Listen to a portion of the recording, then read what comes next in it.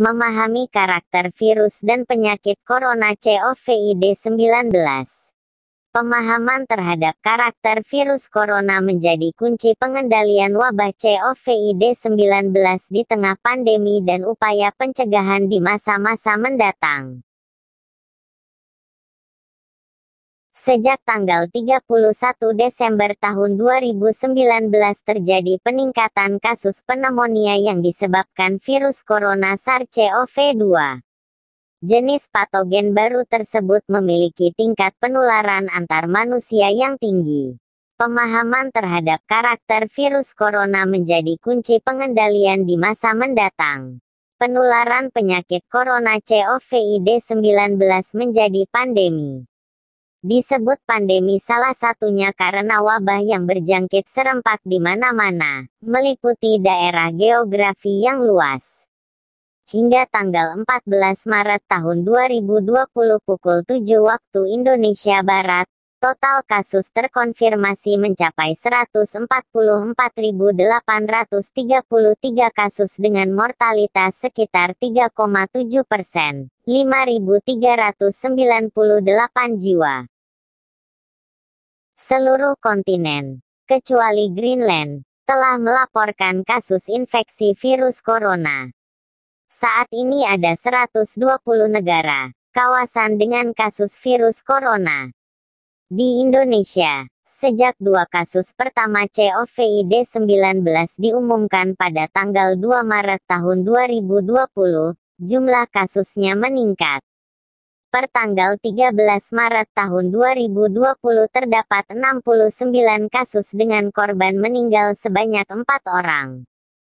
Virus corona memiliki pola penyebaran yang luas dan berjalan dengan cepat, melebihi SARS atau MERS. Upaya pengendalian belum mampu berjalan efektif sebab proses mengenali virus tersebut masih berjalan hingga saat ini. Sebagai langkah awal mengenali virus melalui taksonominya, Badan Kesehatan Dunia atau WHO mengumumkan nama resmi virus corona dan penyakit yang disebabkan virus tersebut. Secara resmi, nama virus corona disebut dengan Severe Acute Respiratory Syndrome Coronavirus 2, SARS-CoV-2, sementara penyakit yang muncul disebut dengan COVID-19. Nama SARS-CoV-2 dipilih karena virus tersebut secara genetik memiliki keterkaitan dengan virus yang menyebabkan wabah SARS tahun 2003. Dalam komunikasi risiko, WHO tidak memakai istilah SARS kepada publik, melainkan virus COVID-19. Hal tersebut dilakukan agar tidak terjadi ambiguitas di tengah masyarakat. Nama virus dan penyakit yang disebabkannya seringkali memiliki nama berbeda, seperti virus HIV yang menyebabkan AIDS. Sebagian besar masyarakat lebih mengetahui nama penyakit dibandingkan nama virus yang menyebabkannya. Penamaan virus didasarkan pada struktur genetiknya yang bertujuan untuk memfasilitasi pengembangan tes diagnostik, vaksin, dan obat-obatan. Ahli virologi dan komunitas ilmiah yang melakukan riset wabah virus corona dinamakan Komite Internasional tentang Taksonomi Virus (ICTV). Sedikit berbeda dengan virus, penamaan berbeda penyakit yang disebabkan virus tertentu bertujuan untuk membahas upaya pencegahan, penyebaran, penularan penyakit, keparahan infeksi, dan pengobatannya. Karakter virus corona. Pemahaman terhadap karakteristik patogen baru menjadi kunci pengendalian di masa mendatang. Penelitian hingga tingkat genetik dan struktural telah mengidentifikasi fitur kunci di virus corona yang terletak di bagian permukaan.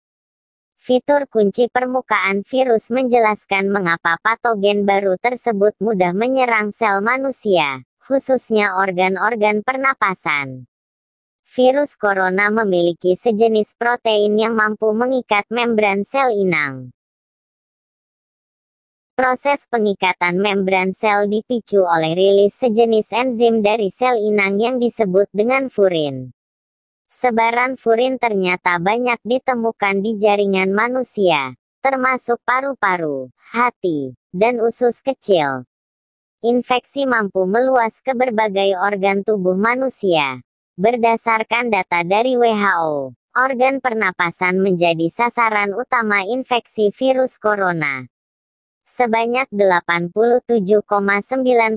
pasien mengalami gejala demam, batuk kering, 67,7%, dan kelelahan, 28,1%. Penyakit paling umum setelah terinfeksi adalah pneumonia. Tidak semua pasien mengalami pneumonia atau gangguan pernapasan akut.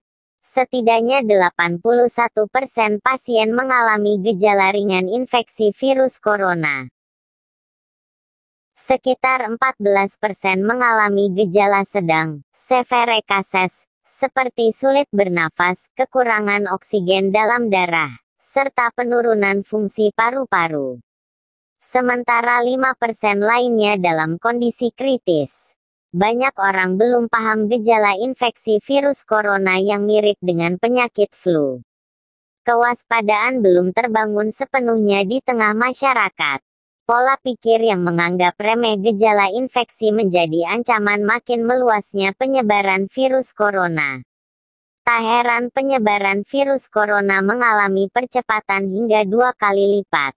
Berdasarkan data WHO, jumlah kasus global, selain China, naik 2 kali lipat dalam waktu 5 hari.